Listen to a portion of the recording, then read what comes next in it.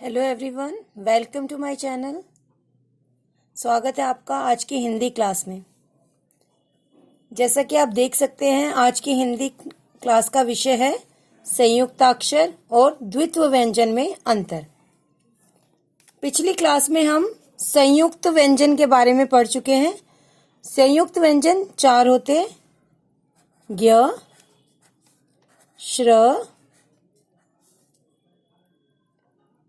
क्ष और त्र।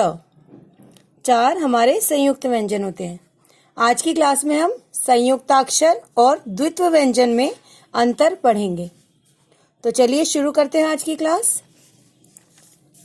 संयुक्ताक्षर कौन से होते हैं? जब एक स्वर रहित व्यंजन अन्य स्वर सहित व्यंजन से मिलता है, यानी कि एक जो व्यंजन होता है वो स्वर रहित, उसमें स्वर नहीं होता, यानी वो आधा होता है, और दूसरा पूरा व्यंजन होता है।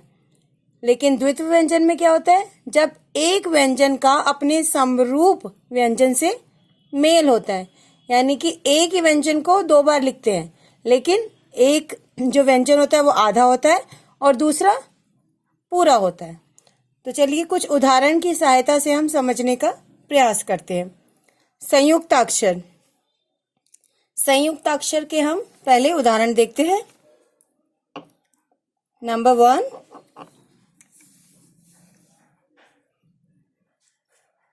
ब प्लस आधा स प्लस त प्लस आ की मात्रा। अब देखिए, इसमें आधा स है और पूरा त है, और दोनों व्यंजन अलग है, एक जैसे नहीं है, दोनों अलग अलग व्यंजन है। इसमें एक आधा है और एक पूरा है। संयुक्ताक्षर में क्या होता है? एक आधा व्यंजन होता है और एक पूरा होता है, और अलग अलग होते हैं दोनों व्यंजन। तो ये कौन सा शब्द बना है? बस्ता। बस्ता। दूसरा उदाहरण देखते हैं हम। आधा ज प्लस पूरा व प्लस र। कौन सा शब्द बना? जवर। जवर। जवर का क्या अर्थ होता है? बुखार। तीसरा उदाहरण देखते हैं। पूरा स प्लस आधा ख प्लस पूरा त। ये कौन सा शब्द बना आपका? सख्त। सख्त। सख्त। अब हम देखेंगे द्वित्व व्यंजन के उदाहरण। नंबर 1, पूरा म प्लस आधा क प्लस पूरा क प्लस आ की मात्रा। अब देखिए, यहाँ पे दोनों क ही हैं, एक ही व्यंजन है, लेकिन एक आधा है और एक पूरा है। इसी को हम द्वित्व व्यंजन कहते हैं। एक जैसे व्यंजन होते हैं, लेकिन एक आधा होता है, एक पूरा होता है। अब ये शब्द कौन सा बना? मक्का। जब हम इनको जोड़ के ऐसे संयुक्त करके लिखते हैं तो ये क आधा ऐसे लिखा जाता है, लेकिन अकेले जब लिखते हैं तो हम हलंत लगाते हैं। जैसे पिछली क्लास में मैं समझा चुकी हूँ कि जिस व्यंजन के नीचे हलंत का चिन्ह होता है वो व्यंजन आपका आधा होता है, उसका जो उच्चारण होता है वो आधा होता है। अब दूसरा उदाहरण देखते हैं हम द्वित्व व्यंजन का। पूरा ब प्लस आधा च प्लस पूरा च प्लस आ की मात्रा। कौन सा शब्द बना ये? बच्चा। बच्चा। अब तीसरा उदाहरण देखते हैं। पूरा प प्लस आधा त प्लस पूरा त प्लस आ की मात्रा। कौन सा शब्द बना? पत्ता, पत्ता।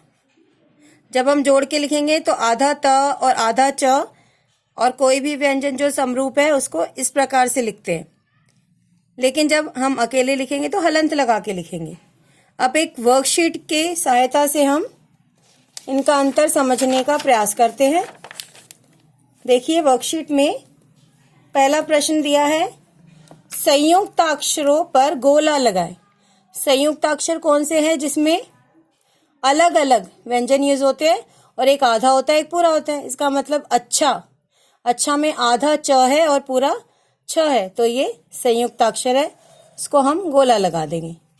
लेकिन दूसरा शब्द देखिए, पक्का। पक्का में दोनों क है, एक आधा है एक पूरा है, तो ये द्वित्व व्यंजन है, संयुक्ताक्षर नहीं है। अब तीसरा शब्द देखिए, उल्लू। उल्लू में भी दो ल हैं, एक आधा है एक पूरा है, दोनों ल हैं, इसका मतलब ये भी द्वित्व व्यंजन है। बिल्ली में भी दोनों ल हैं। और अगला शब्द है ज्वाला। ज्वाला में ज आधा है और व पूरा है, तो ये हमारा संयुक्ताक्षर है, इसको गोला लगा देंगे। अगला शब्द रक्षा। रक्षा हमने संयुक्त व्यंजन में भी पढ़ा है। क्ष कैसे बनता है मैंने पिछली क्लास में आपको, जब मैंने संयुक्त व्यंजन कराए तो समझाया है। आधा क और पूरा श से मिलके क्ष बनता है, ये संयुक्त व्यंजन भी है और संयुक्ताक्षर भी, तो इसको हम गोला लगा देंगे। अब अगला है पत्र। इसी प्रकार त्र भी संयुक्त व्यंजन है, त और र से मिलके बना है, तो ये भी संयुक्ताक्षर है, इसको भी हम गोला लगा देंगे। गन्ना में न दो हैं, एक आधा है एक पूरा है, ये संयुक्ताक्षर नहीं है, ये द्वित्व व्यंजन है। प्यार। प्यार आपका संयुक्ताक्षर है, क्योंकि इसमें प आधा है और यह पूरा है, तो इसको भी हम गोला लगा देंगे। अगला प्रश्न हमारा क्या है, द्वित्व व्यंजन छांटकर सही स्थान पर लिखो। तो इसमें हमें द्वित्व व्यंजन छांटकर हमें लिखने हैं। द्वित्व व्यंजन का अर्थ है जो एक ही समरूप व्यंजन दो बार यूज करते हैं, एक आधा एक पूरा, मैं बता चुकी हूँ आपको। अब हम छाटेंगे। इसमें मच्छर में अलग अलग हैं व्यंजन, अन्न में एक ही व्यंजन दो बार है, इसलिए ये द्वित्व व्यंजन है। अन्न को हम नीचे लिख लेंगे। दूसरा हमारा है प्रसन्न, तो प्रसन्न भी हमारा द्वित्व व्यंजन है, इसलिए हम इसे भी नीचे लिख लेंगे। अगला है गुब्बारा। गुब्बारा भी हमारा द्वित्व व्यंजन है, तो इसको भी हम यहाँ नीचे लिखेंगे, क्योंकि हमें द्वित्व व्यंजन लिखने हैं इधर। रास्ता हमारा संयुक्ताक्षर है, ज्ञान हमारा संयुक्ताक्षर है, सत्य संयुक्ताक्षर है, दिल्ली और शक्कर दोनों द्वित्व व्यंजन है, दोनों का हम यहाँ सही स्थान पर लिख लेंगे। इस प्रकार हमने आज की क्लास में क्या सीखा, संयुक्ताक्षर और द्वित्व व्यंजन में भेद सीखा। तो मिलते हैं हम अगली क्लास में नए विषय के साथ। अभ्यास कीजिए बेटा। Bye everyone.